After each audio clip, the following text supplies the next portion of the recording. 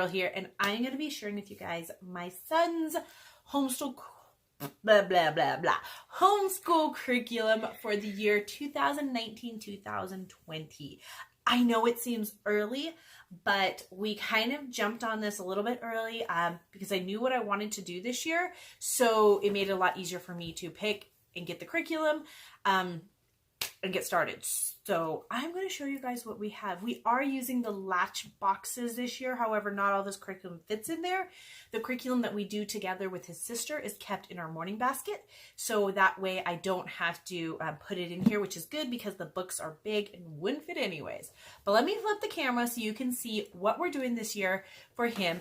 And I will also be doing a more in-depth review of each of these subjects as the weeks progress. So if you want to see more detailed reviews of these subjects, go ahead and be sure to subscribe, and I will do flip throughs and reviews. Some of the material we've used before, some of it we have not. So it'll be a first time for us.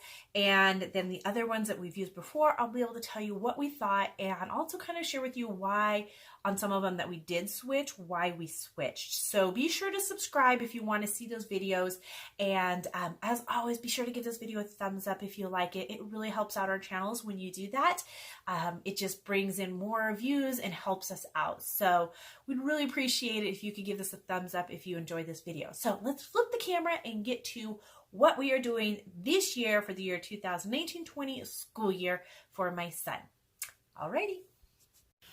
Okay, so this is our latch boxes. I'm sure you've seen these everywhere. I can do a detailed, I'm still organizing them, so I haven't done a whole walkthrough of our latch boxes because we still need to get some things. But this is the curriculum we have. These are just some papers that we're working on over the summer that I picked up off Teacher Pays Teacher just to kind of keep us refreshed. And then this is going to be his curriculum. So we have the Diary of the Minecraft Zombies. He loves Minecraft, and so he really enjoys these. We read book 1.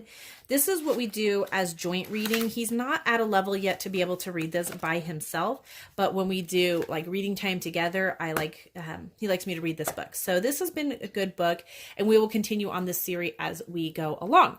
So that is one of the things. Now these are the books that he can pick from to read.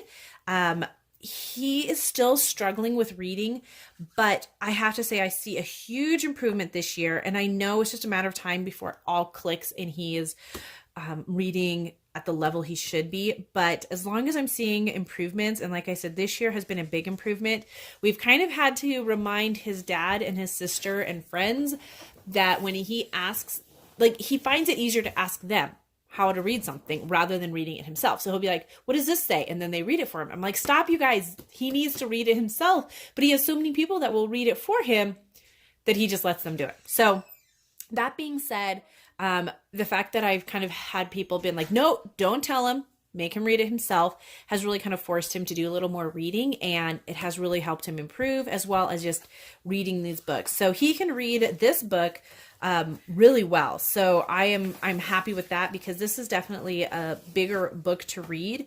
I know he is 9. He just turned 9 last month. So he should be definitely reading at a higher level, but again, like I said, he is moving along and advancing, and that is what's important. And so until I can't force it and push it, so we're just keep working at it. Handwriting, he is level 3, which at 9 years old, I believe you would be what? So if you start kindergarten, 5, 4, 6, 7, 8, 9, he should be in 5th grade, and this is level 3. Now, The Good and the Beautiful does not necessarily use grades. This is pretty basic at the beginning, like he can do this. This is more or less just to kind of remind him and make it nicer. Like I want his handwriting to be nicer and neater. So that's kind of what this is. And then we get into some of the bigger words and then just kind of writing smaller and then rewriting sentences. So it starts out really basic, but it quickly goes into some bigger words and then just writing smaller after you kind of go through the basic first few letters. So I think that's super important, and we're going to keep this up just to continue to improve the handwriting skills for him. Towards the end of the book, so it would be the end of next school year, he will start learning cursive. And I think that will be exciting for him. So it definitely moves you do quite a bit in this book as far as transitioning. So I'm excited for that. I think he will enjoy that this year.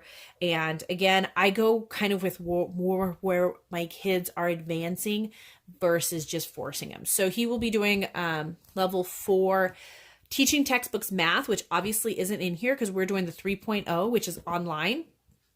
And he breezed through level 3, no problem. And so we're going into level 4, and he's going to be doing amazing. So, at his age, he would be in 4th grade. So he's right up where he needs to be with math. And that makes me excited. Now, language arts for the living education is a master books. We switched from Good and the Beautiful to this book. I will do a full, like I said, review on why and some of our reasons for that. But this, again, may not be the exact level that he should be at, but I think it's going to really go over some of the things that he needs to just really sink in. Because for me, I really have, I don't know, I feel like once you learn some of the basics when it comes to English or language arts, you really just dive deeper. Every year, you're just kind of going over that, maybe adding some new things. But when it comes down to it, like diagramming and all of that stuff, you're basically learning the parts of speech, and it's just different ways of learning it. So I'm not a big fan of diagramming. However, I do want my kids to know the parts of speech so they can write a proper sentence or speak properly, as I'm obviously having a hard time right now doing, but I want them to be able to do that. I feel like learning those proper, the foundation of what you need for a sentence, your subject, your nouns, your verbs, those kind of things, to kind of get those things down and learn them really well will help them in the future. And then I think reading is a big part of that too. So I don't focus so much on learning your prepositional phrases. Is it really needed later on in life to know what a prepositional phrase is? No. And I know this may be contradictory to what a lot of people feel, but I think about how life really is. And if they want to be a writer or something like that, of course I would push it more. But that's not the careers they're looking at. So for me, it's more or less about being able to educate themselves properly, or not educate themselves, but to be able to express themselves in a proper way and to be able to write properly, because those are things that you will need later on in life. So this is, I think, going to be a really fun one. This includes spelling and all your grammar and writing and all of that. So we don't technically need the extra writing, but when I go over our schedule and how we do our daily school schedule, you'll see why we have writing as well as, like I said, I think just to make their penmanship better, I think it's a great thing to have. So that's it for his actual subjects. We have just some notebooks that have extra, again, summer. This is kind of some summer curriculum that I picked up off Teacher Pays Teacher to do, and then just a writing paper, and then a notebook. So there's actually no more curriculum in here. So now we're going to move to, now that we're out of his box, we're going to move to the curriculum that we do together with his sister, who is in 7th grade. And who is right here. She's listening in and trying to remind me when I go out of frame. So the things that we do together are geography and science and history. Right now, we are actually doing, and I forgot to grab it. We are doing the Good and the Beautiful science unit, which I love, and I'll show you that in a second. But we also are doing American Story. This is a Master Books one. Now, I did not get the teacher guide. I saw it in the office. They showed a demo of it, and I kind of felt that it was, I don't know, this is grades 3 through 6, so it's a little bit below my daughter, but at the same time, that's where I feel like we can really use this in a morning basket routine, as well as, thank you, as well as use it we can make our own curriculum with it, if that makes sense. So I did not buy the teacher's copy. It had a bunch of worksheets and stuff. And I just felt like if you look at the book, and like I said, I'll do a flip through of it. It really has you ask a lot of questions while you're sitting and reading and stuff, and interacts with the kids. And then we can always have them write papers on what they've learned. And so I feel like that will be a great way to do that, but I a lot of times just interacting and sitting with my kids and reading and talking about the stories, I think is a great way to do it. I know for myself, I learned so much more because of the stories, and the time spent with, when my teacher like really just sat with us versus the worksheets. So again, I know that may not be the typical way that people teach, but for us, that really works, as well as the desire to travel and see these places. So I kind of want to give them the foundation of those places, and then when we get an opportunity to travel, to show them those places. So I'm super excited. This is A Living History of Our World. This is book 1. This is the American, and then it goes into 2 and 3. So once we finish through that, we can grab those 2, and then it actually goes into the world stories. So I'm super excited. We also have that, oh gosh, I can't remember it. Whoop, sorry. We have the drive-through history DVDs, and that one covers, sorry. Okay, sorry about that. We have the drive-through history DVDs, and that also covers a lot of American history, so that's something fun that we can do together too. Now, I did grab the teacher's guide for the elementary geography and cultures, and this is 4th through 6th grade, so it might be a little bit much for my son as far as the worksheets go, but it should be fine for my daughter. This one, I did get the worksheet book because I did enjoy how it has the worksheets, but again, like, I don't necessarily print these out and have them write it. I look at them and I read these questions and have them answer. I don't necessarily need them to write it because we do a lot of writing already with our handwriting and in our language arts. So just writing more is just not always needed.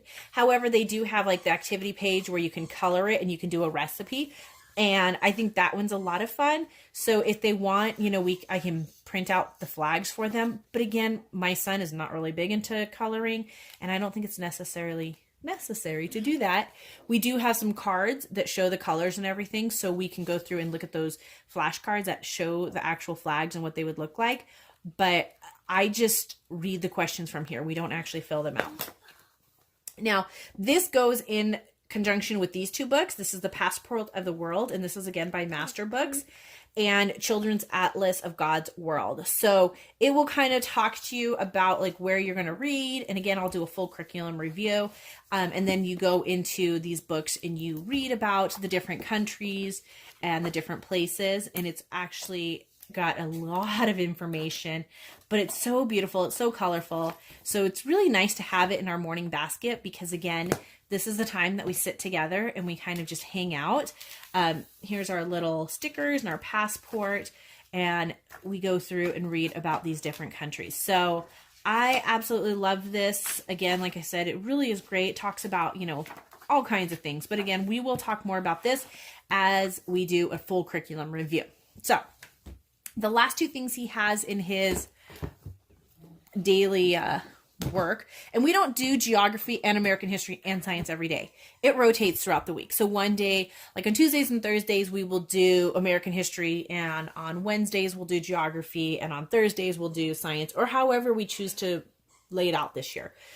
So the other 2 things we have is the space and science unit. If you guys saw my curriculum last year, you know that we were doing this last year. We did not get through it. We had a rough go with science this year. So we did do a few of the lessons, but we didn't get through it. So we are actually going to finish this up. I think we got about halfway through. So we're going to finish it up. Yeah, we got to asteroids and meters, and that's the last one we did. And we didn't do a lot of the crafts and the projects, so I really want to get more into doing these crafts and stuff. And then we also have the anthropods. So these are from The Good and the Beautiful. I just bought the curriculum already printed and then put them in these binders. And then I go through, and anything like this that, is a worksheet, I make extra copies and we don't actually use the original, because I feel like we can go through this multiple times and learn quite a bit more. So all of my cards are in here and I absolutely love it. I do want to get, they've come out with a few new curriculums this year for science, and I'm really looking forward to getting those as well. I think there's a marine biology one and there's a dinosaur one, so that will be fun to do. Okay, so that was just a quick look at what we are doing with his curriculum. I hope you guys enjoyed it. I hope it kind of explained. I feel like I rambled on a lot, but that's what we have planned for this year, and I hope you guys enjoyed it, and we'll see you guys all again real soon. Have a beautiful, blessed day. Bye. Bye.